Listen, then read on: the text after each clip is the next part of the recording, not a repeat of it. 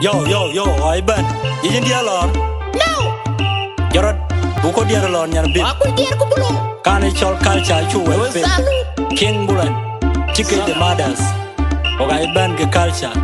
Ijin dia lor. No, aku dia lor. La dane moin janga chu wepe. Minyane tape na jam. Pudir gadi. Na dere disco kachawoji. Na dere dansal kachawoji. Kwenga ma gwadi chopping balengera. Nyonya ma gadi chopping balengera. Yirkwaga moinjang dir kulor. No dana e dir wun kwaga markwaga ya. Dir kulor kin belengang kin. Ishol kubulo lo dani jam.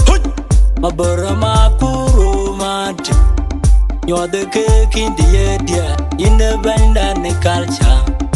Yana ma jalla, quenga ma jalla, when a ma jalla. Lord and the moin jang I chew well, burn me and the top in I jump. Oh dear goody, na dear disco kachawoji, na dear dance al kachawoji, quenga ma body chopping balengera, yonya ma body chopping balengera.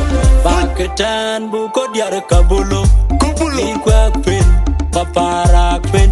Baketan buko diare kabulo, nyaki jare chok chalengere, chalengere, chalengere, chalengere, chalengere, chalengere, chalengere, chalengere.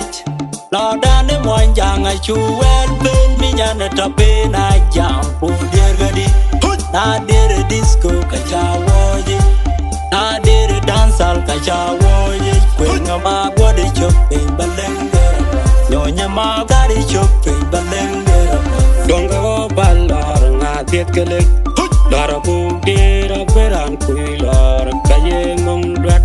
Dungu kaj kudai wo nga tiet kelek, dara bu dira beran kui lor kaye ngom dwat. Lordane moin jang I chew well, burn me and the top in I jump. Oh dear goody, na dere disco kachawoji, na dere dansal kachawoji. Kwenga ma gwadi chopping balengera, nyonya ma gadi chopping balengera.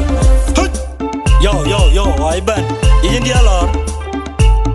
Jorot, buko dia lor nyan bim. Kani chol culture chu wepe. King Bullen.